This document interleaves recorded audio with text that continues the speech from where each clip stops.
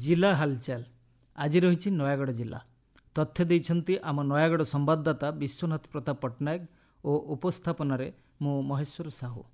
विकसित भारतर अमृत काल रे सेवा सुशासन और गरीब कल्याण परिप्रेक्षी में केंद्र सरकार 11 वर्ष एवं राज्य सरकार 1 वर्ष पूर्ति नहीं नयागढ़ जिला बीजेपी पक्षर एक सांबादिक सम्मेलन स्थानीय सर्किट हाउस ठारे आयोजित होता। बीजेपी जिला सभापति तापस रंजन मार्थांक अध्यक्षतार अनुष्ठित यह सांबादिक सम्मेलन में मत्स्य पशुपालन और क्षुद्रशिल्प विभाग मंत्री गोकुलानंद मल्लिक जोगदे केंद्र और राज्य सरकार विभिन्न जनकल्याणकारी योजना संपर्क में सूचना देते। कार्यक्रम में खंडपड़ा विधायक दुष्मंत कुमार स्वाई और पूर्वतन विधायक सिद्धार्थ शेखर सिंह प्रमुख उपस्थित थिले। मंत्री श्री मल्लिक कहिथिले, आज भारत वर्षर अर्थनैतिक विकास हेबारे लागि भारत वर्षर सामाजिक स्तर में अग्रगति करिछि। भारत वर्ष आज देखिया सांस्कृतिक परंपरा क्षेत्र में नरेंद्र मोदी नेतृत्व में आगे चलछि। आज देखिबा भारत वर्ष में अनेक सफलतार कहानी अछि जोटा कि आपण माने समस्त जानिछथि। 370 धारा फल जम्मू काश्मीर को भारत वर्ष में संपूर्ण रूप से मिटाइबा, 3 तलाक कथा कहतु, ऐतिहासिक राम मंदिर गठन कथा कहतु एवं कृषि कृषकर विकास करी ग्रामांचल अर्थनैतिक विकास करबा पाई युवक मान को स्वावलंबी करबा पाई नारी शक्ति को आगे को नेबा सब क्षेत्र रे अनेक जुगांतकारी कार्य हमर प्रिय नरेंद्र मोदी जोगु हेई पाछि। पवित्र देवस्नान पूर्णिमा उपलक्षे द्वितीय श्रीक्षेत्र भाव ख्यात रणपुर समेत नयागढ़ खंडपड़ा भापुर और दशपल्लारे थिबा जगन्नाथ मंदिर में दारुदियों को दिव्य स्नान करा जायछि। स्नान वेदी रे विराजमान करिथिबा चतुर्धा मूर्ति को एही अवसर में सुबासित जल रे स्नान करा जायथिला। परे श्रीजीव भक्तमान को हाथी बेश दर्शन देथिले।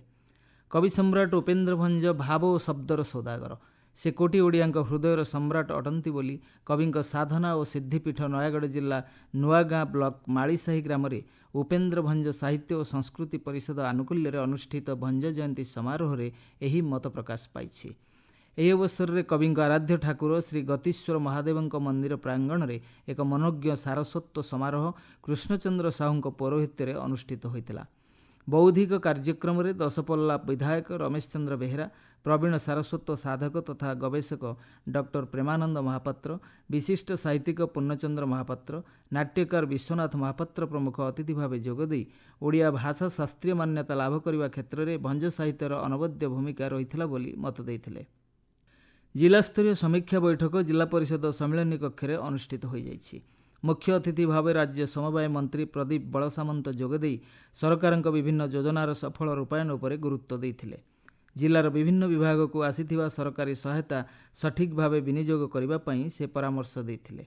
कार्यक्रम में ओडिशा विधानसभा बाचस्पति तथा रणपुर विधायिका सुरमा पाढ़ी, खंडपड़ा विधायक दुष्मंत कुमार स्वाई, जिला परिषद अध्यक्ष देवाशीष पट्टनायक, जिलापाल अक्षय सुनील अग्रवाल प्रमुख जोग देते। शरणकूल पंचायत रे आयोजित विकसित कृषि संकल्प अभियान कार्यक्रम में विधानसभा बाचस्पति सुरमा पाढ़ी मुख्य अतिथि भाव जोगदे महिला चाषी को सशक्त करने को परामर्श देइछन्ति।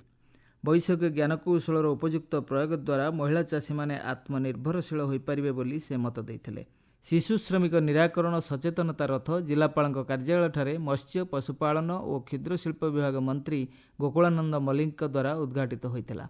यह सचेतनता रथ जिलार समस्त ब्लॉक, एनएससी, वाणिज्य संस्था और जनबहुल स्थान परिक्रमा करी जिला किभली शिशु श्रमिक मुक्त हो पारिबो सेथिप्रति सचेतनता सृष्टि करथिला।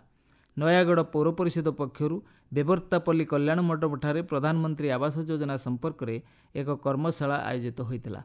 गृह निर्माण पर सरकार पक्षर प्रत्येक हिताधिकारी को 2,50,000 टंकार आर्थिक सहायता जोगाई दि जाउछि बोली कर्मशाला रे जोग देइथिबा पौराध्यक्षा निरुपमा खटई सूचना देइथिले। जिला हालचाल आज पई एतिकी। आसंता काली जिला हालचाल रे सुनिबे नुआपड़ा जिला संपर्क रे।